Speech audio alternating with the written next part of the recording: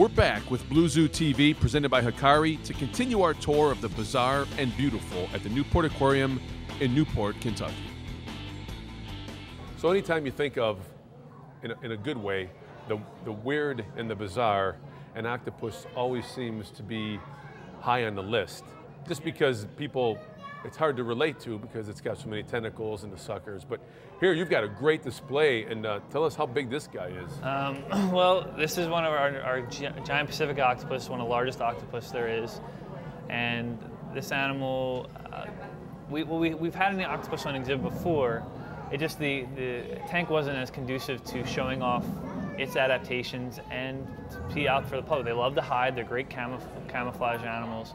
So we wanted to make sure that the animal was comfortable, but we put it in a 750-gallon cube tank. It's double cubes, they're each about 300 gallons apiece, and there's 2 tubes connecting them. So the animals can go between one tube to the other. It's enrichment for the animal. These animals show a very good level of intelligence. So what we try to do with these guys is give them as much enrichment as we can, which could be feed items. It gives them structure, gives them new toys, things to work on, to feel. This animal is a subadult at this point. It's a little small, but it will grow into its tank. Eventually they get to be about 80 pounds. Wow. So they get really big, and they only lived about 2.5 to 3 years from birth to full adulthood. After they mate, they're done. The female stays with the eggs, the male goes off and dies. So this is what they do, and filtration-wise, they're awful. They love 42-degree water, dark water, exhibit-wise. They fluff off slime and suckers every day, so everything's getting full. And but exhibit-wise, I mean, there's just nothing that can really compare to the awkwardness and the strangeness, if you want to call it, of this animal. And to me, it's sort of beautiful too. It's just something different out there that we don't see. No skeletal system. The only hard part on their whole body is the beak. On an animal that size, the beak is probably a little bit bigger than a quarter. And it can fit its whole body through anything that size. The other thing unique about them is that they have a kind of a bluish blood.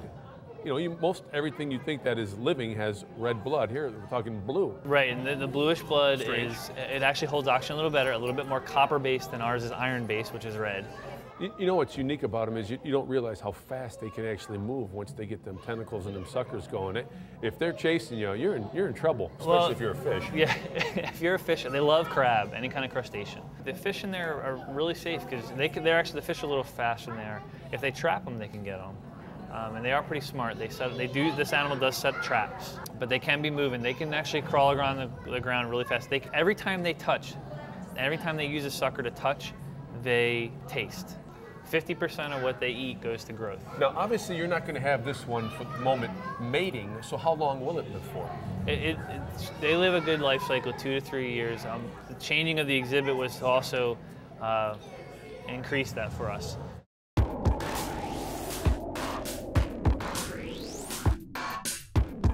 Everyone knows marine fish hate pellets, right?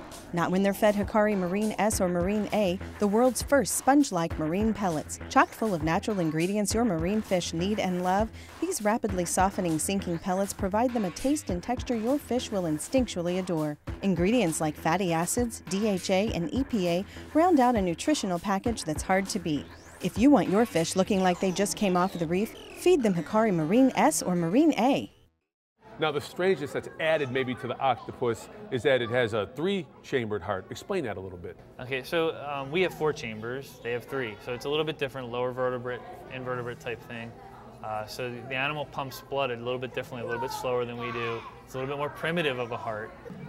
Cool thing about octopus too is not only can they change, everybody's seen the color change that they can do, but they can literally change the texture of their skin as well. Wow. So if he's upset, he'll literally put horns on his head and sort of show you that. If sort of like the devil fish. Reminds me of some women I know. But they can make themselves smooth. They can make themselves, put horns on their head. They can make themselves ruffled. So basically, the octopus is like the ultimate chameleon. Absolutely, not just color. It's more of a chameleon than a chameleon is. Yep. So you've got the urchins in there, but he's not going to bother them. But Nope. you have him in there, what, basically keep the tank clean, just part of the Yeah, exhibit? yeah, part of the exhibit. I mean, the urchins, cold water invertebrates get really big. You know, most of our urchins that you see, like if you get in a pet store or you get at, you know, at home, their black urchins can get pretty long spines, but their bodies aren't that big. They're pretty small. These purple urchins and red urchins that are there, man, they get really good size. The spikes are thick and stocky, and the urchin, the skeleton of the urchin's probably, when they're full size, a lot bigger than a softball. Well, I have to say that I've seen many octopus in exhibits, and I've never seen one as active as the one you guys have. And I really, truly believe it's part of the exhibit itself and part of the biologist taking care of the animal as well. So, you know, when people think of an octopus, I mean, you're looking at something that really has a personality. I mean, it's just like most everything else. You know, it's hard to measure IQ, but this animal definitely is inquisitive. It definitely can learn. Right now, it's on the sand bed, and it's changing. It's reflecting the color of the sand bed in its body. Yep, and making itself thorny because it's touching the rock and touching the urchins.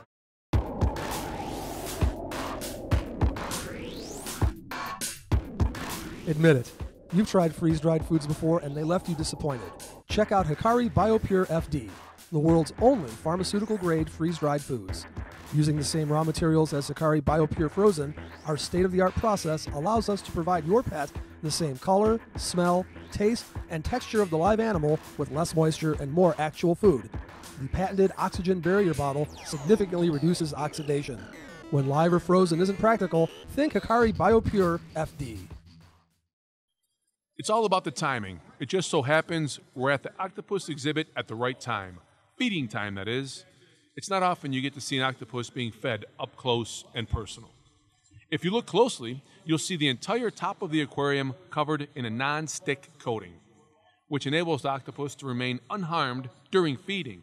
But more importantly, non-stick, so the octopus can't grab hold with its tentacles and suckers and escape from the aquarium. I noticed that when she's feeding him, Gordy lets her pet him. Yeah. Yep, that's part of that. We talked about keeping tactile and responsive so that it's not an aggressive thing whenever we're grabbing. Because they do have a little bit of venom. I mean, that's all octopus have venom in their beak, so if she was to hold on and bite, it would hurt. You also got to sort of pull them off. Like if you ever had those mats in your grandmom's shower that you pulled off, that's what pulling the suckers off your arms is like that too. You can actually hear the noise. So. Is it to the point where Gordy expects it every day? Is it the same time basically every day?